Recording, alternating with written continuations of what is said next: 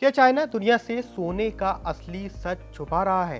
क्योंकि लगातार गोल्ड खरीद रहा चाइना आखिरकार अपने ही देश में गोल्ड की ट्रेडिंग को क्यों रोक रहा है? ड्रैगन के एक गुप्त फैसले ने पूरी दुनिया के शेयर बाजार में और खासकर सोने के बाजार में हड़कंप मचा दिया है। और अब इस बड़े फैसले के बाद क्या भारत में भी सोना अपने पहुंच से दूर हो जाएगा, यानी रेट बढ़ जाएंगे? इस वीडियो में इन दोनों पहलुओं को जानते हैं कि चाइना का कौन सा बड़ा फैसला है और इसके गोल्ड के प्राइसेस पर कितना बड़ा असर पड़ेगा।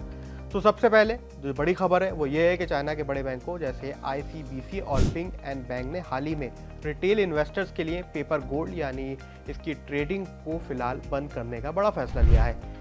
लेकिन चाइना का ये कदम क्या सिर्फ रिटेल इन्वेस्टर्स को सुरक्षा देने के लिए है या फिर ड्रैगन पर्दे के पीछे वैश्विक सोने के बाजार को बदलने जा रहा है और इस पर एक बड़ा कंट्रोल हासिल करने की तैयारी कर रहा है? दरअसल इसके पीछे कई अहम कारण जुड़े हुए हैं। जब आप दुकानों से सोना खरीदते हैं तो उसे फिजिकल गोल्ड कहते हैं, लेकिन इंटरनेशनल मार्केट में ज्यादातर ट्रेडिंग, खासकर गोल्ड में ट्रेडिंग जो होती है वो पेपर गोल्ड में होती है। यानी कि आप असल में सोने की कोई गोल्ड बार नहीं लेते हैं, बल्कि एक कॉन्ट्रैक्ट या फिर कागज खरीदते हैं जो सोने की असल कीमत पर बेस होता है।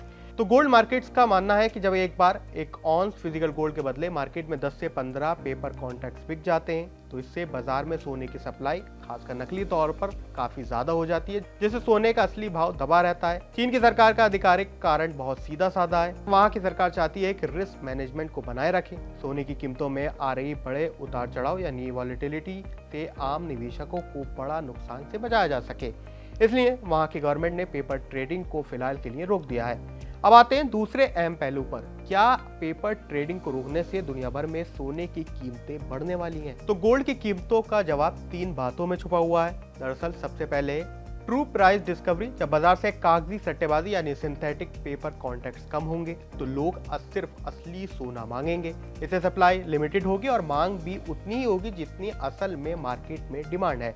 तो इससे सोने का असली भाव यानी इसकी ट्रू वैल्यू बाहर निकल कर आएगी। वो ऐसे पेपर ट्रेडिंग के जरिए वॉलेटिलिटी नहीं रहेगी। तो फिजिकल गोल्ड की मांग में भी इस फैसले की वजह से उछाल आ सकता है। तो चाइना दुनिया का सबसे बड़ा गोल्ड कंज्यूमर और प्रोड्यूसर है। जब यहाँ के निवेशक पेपर गोल्ड से हटेंगे तो उनका झुकाव सीधे तौर पर सोने के सिक्के, बिस्किट या फिर ETF की तरफ बढ़ेगा, जिससे वैश्विक मांग बढ़ेगी और इससे गोल्ड के रेट्स में कुछ हद तक असर नजर आ सकता है। आमतौर पर गोल्ड के रेट बढ़ जा सकते हैं। तीसरा अहम फैसला जिसकी वजह से सोने की कीमतें अगले कुछ समय में देखने को मिल सकती है वह है सेंट्रल बैंक की खरीदारी।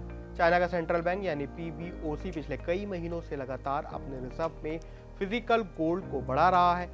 एक्सपर्ट्स का मानना है कि इस नीतिगत बदलाव की वजह से वेस्टर्न मार्केट जैसे कि कॉमेक्स और लंदन बुलियन मार्केट में सोने के दाम तय करने का एक अधिकार कम होगा और चाइना की मार्केट का भी रोल यानी एडवांटेज यहाँ पर मिल सकती है। ऐसे में अगर चाइना के स्ट्रक्चरल चेंज की वजह से अंतर्राष्ट्रीय स्तर पर फिजिकल सोने का प्रीमियम बढ़ता है तो भारत में गोल्ड के रेट्स बढ़ेंगे और ये महंगा भी हो सकता है। अगर आप एक लॉन्ग टर्म निवेशक हैं तो ये इस वक्त पॉजिटिव माहौल नजर आ रहा है। फिलहाल गोल्ड अपने ऑल टाइम हाई यानी कि जनवरी के दौर से अभी करीब 30% नीचे ट्रेड कर रहा है। ऐसे में गोल्ड सेफ हेवन एसेट के तौर पर माना जाता है, यानी कि यहाँ पे निवेश शेयर मार्केट से ज्यादा सुरक्षित माना जाता है। ऐसे में अगर आपके पोर्टफोलियो में भी गोल्ड है तो आप इसको बढ़ा सकते हैं और चाइना के डिसीजन की वजह से आपका गोल्ड पोर्टफोलियो भी काफी हद तक अगले कुछ सालों में दारोमदार रह सकता है। तो क्या आपके पोर्टफोलियो में गोल्ड है और कितना % आप अपने पोर्टफोलियो में गोल्ड रखते हैं, हमें कमेंट सेक्शन में जरूर बताएं।